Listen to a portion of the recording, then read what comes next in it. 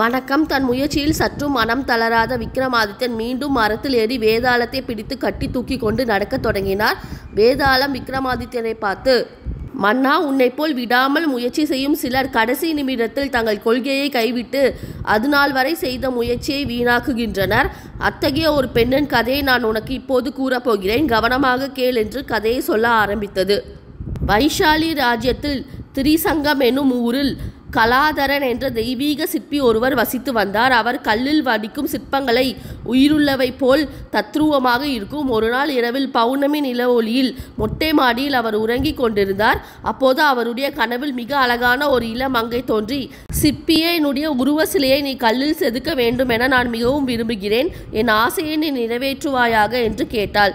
அதிரூப சுந்தரியான அந்த பெண்ணின் அழகில் தன் மனதை பறிகொடுத்த கலாதரன், கண்டிப்பாக வடிக்கிறேன். அடுத்த பௌர்ணமி இதே நேரம் உன் சிலையை நீ காண்பாய் என்று உணர்ச்சி வசப்பட்டு கூறினார்.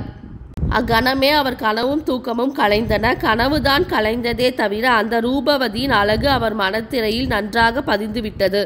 உடனே தன் ஊரின் எல்லையில் மலைகள் சூழ்ந்த பகுதியில் ஒரு நீர்வீழ்ச்சிக்கு அருகே அமர்ந்து ஒரு பாறையில் இரவும் பகலும் பாடுபட்டு அடுத்த பௌர்ணமிக்குள் அவளுடைய உருவ சிலையை செய்து முடித்தார். கலாதரனின் கனவில் தோன்றிய அந்த அழகி ஒரு கந்தர்வலோகத்து பெண். அவள் பெயர் நிலாஞ்சனா. ஒவ்வொரு பௌர்ணமி இரவிலும் அவள் தன் தோழிகளுடன் பூலோகத்தில் சஞ்சாரம் செய்வதுண்டு. அத்தகைய ஒரு இரவில்தான் உறங்கிக் கொண்டிருந்த கலாதரனின் கனவில் தோன்றி தன்னை சிலை வடிக்குமாறு வேண்டினாள். பிறகு அடுத்த பௌர்ணமி இரவில் வழக்கப்படி அவள் தன் தோழிகளுடன் பூலோக சஞ்சாரத்துக்காக புறப்பட்டாள். நேராக தன் தோழிகளுடன் வைஷாலி ராஜ்யத்து திரிசங்கத்தை அடைந்து கலாதரன் வடித்திருந்த சிற்பத்தை காட்டி நடந்தவற்றை கூறினாள். சிலையை கண்டு வியந்த நிலஞ்சனாவின் தோழிகளில் ஒருத்தி, இதற்கு உயிர் இருந்தால் இன்னொரு நிலஞ்சனா பூலோகத்தில் தோன்றிவிடுவாள் என்றாள். மற்றொருத்தி, நிலா, நீ இதற்கு உயிர் கொடுத்து விடு என்றாள். மற்றொருத்தியோ, உன்னுடைய அறிவையும் மனதையும் இதற்கு அழித்து விடு என்றாள். அதற்கு நிலஞ்சனா, சிலைக்கு என் உயிரை தந்துவிட்டால் நான் என்னாவது என்றாள். இல்லை, கந்தர்வர்களாகிய நமக்கு அபூர்வ சக்திகள் உண்டு. நீ சிறிது காலம் உன் உயிரையும் மனதையும் புத்தியையும் சிலைக்கு அளிப்பாய். அதே சமயம் உன் உயிர், மனம், புத்தி ஆகியவை உன்னிடமும் இருக்கும். கந்தர்வலோகத்திலும் பூலோகத்திலும் இரட்டை பிறவி போல் இருப்பீர்கள் என்றார் இன்னொரு தோழி. இது என்ன விபரீத விளையாட்டு என்று நிலஞ்சனா கூற, சிறிது காலம் நீ உன் அறிவினால் பல காரியங்களை சாதித்த பின் பூலோக நிலஞ்சனாவை அழித்துவிடு என்றனர் தோழிகள் அனைவரும் ஒரே குரலில். நிலஞ்சனாவுக்கு அந்த யோசனை பிடித்திருந்தது. உடனே அவள் தன் சக்தியினால் சிலைக்கு உயிர் கொடுத்து அதனுடன் தன் புத்தியையும் மனதையும் பகிர்ந்து கொண்டாள். சிலை உயிர் பெற்று பூலோக நிலஞ்சனாவாக மாறியது. உறக்கத்திலிருந்து எழுந்தவள் போல் உயிர் தெளிந்த பூலோக நிலஞ்சனா நகரத்துக்கு சென்று தன் திறமையை காட்டுவோம் என்று எண்ணி இரவு முழுவதும் நடந்தாள். காலையில் ஒரு காட்டை அடைந்தாள். அங்கு புதரிலிருந்து ஒரு புலி அவள் மீது பாய அடுத்த கணம் புலியின் மீது ஓர் அம்பு பாய்ந்தது.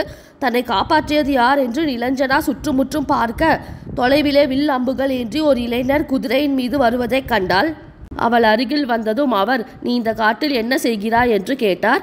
முதல் பார்வையிலேயே அவரிடம் மனதை பறிகொடுத்த நிலஞ்சனா, நான் பிழைப்பை தேடி தலைநகரம் செல்லும் வழியில் இந்த புலி குறுக்கிட்டது. என் உயிரை காப்பாற்றியதற்கு நன்றி. ஆனால் என்னிடம் வாள் இருந்திருந்தால் நானே புலியை கொன்றிருப்பேன் என்றாள். அட பெண்ணான உனக்கு வாள் வீச தெரியுமா என்று வியப்புடன் அவர் கேட்க, என் பெயர் நிலஞ்சனா. எனக்கு எல்லா போர்க்கலைகளும் தெரியும். நான் வைஷாலி மன்னரை சந்தித்து என்னை படையில் சேர்த்து கொள்ளுமாறு வேண்டுவேன். உங்கள் பெயர் என்ன என்று அவள் கேட்டாள். என் பெயர் பிரபாகரன் என்றார் அந்த இளைஞர். நீ மிகவும் அறிவாளி என்று தோன்றுகிறது. ஆனால் பெண்ணான உன்னை படையில் சேர்த்து கொள்ள மாட்டார்கள். அதனால் நீ ஆண் வேடம் தரித்துக்கொள். நானும் படையில் சேரதான் போகிறேன்.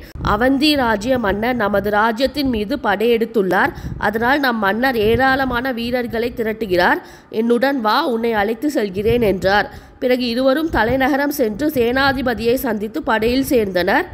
ஒரு நாள் யுத்த காலத்தில் மன்னர் சேனாதிபதியுடன் யுத்தம் நடத்தும் விதத்தை பற்றி ஆலோசனை செய்து கொண்டிருக்கையில் நிலஞ்சனா அவர்கள் உரையாடி கொண்டிருந்த அறைக்குள் நுழைந்து, மகாராஜா, பகைவர்களின் படை நம்முடையதை விட பல மடங்கு பெரியது. அவர்களை நேருக்கு நேர் மோதி வெற்றி காண முடியாது.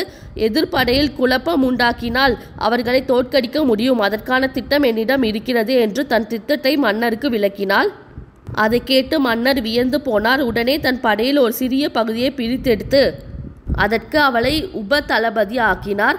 அவளும் தன் படையை வழி நடத்தி சென்று போர்க்களத்தின் இருபுறமும் இருந்த மலைகள் மேலேறி பதுங்கி கொண்டாள். மறுநாள் போர் தொடங்கியதும் பகைவர் படை மீது எங்கிருந்தோ பாம்புகளும் தேள்களும் வந்து விழுந்தன.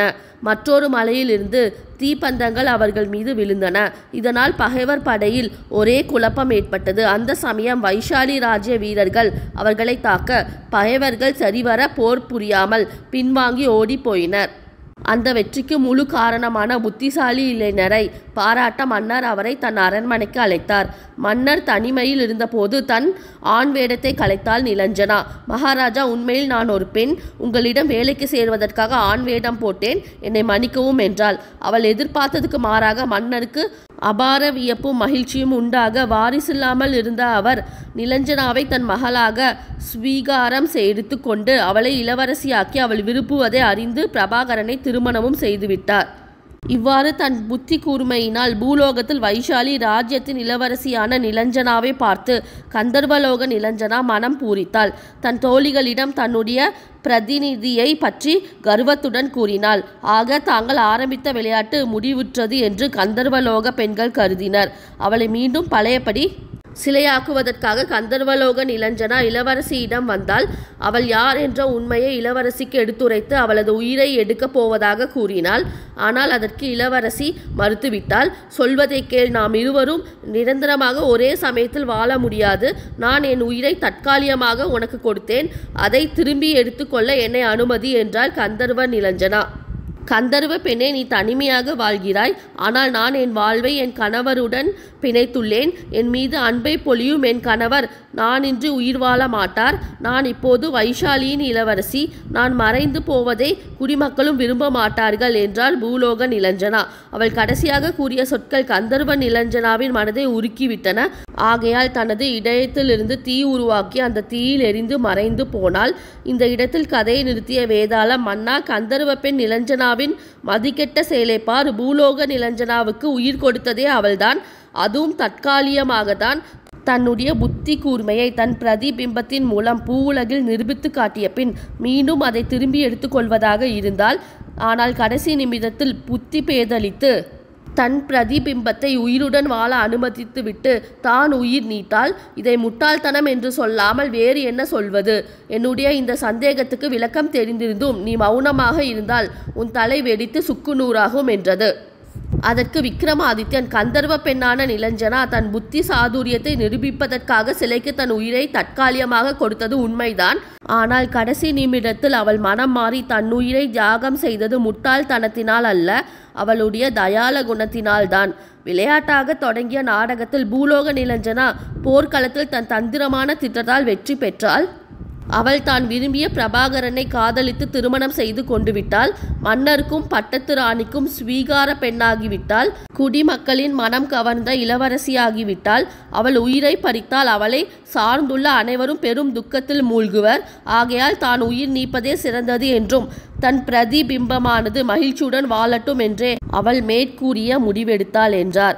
விக்ரமாதித்யனுடைய சரியான பதிலினால் அவர் மௌனம் களையவே வேதாளம் தான் சுமந்து வந்த உடலுடன் பறந்து போய் மீண்டும் முருங்கை மரத்தில் ஏறிக்கொண்டது.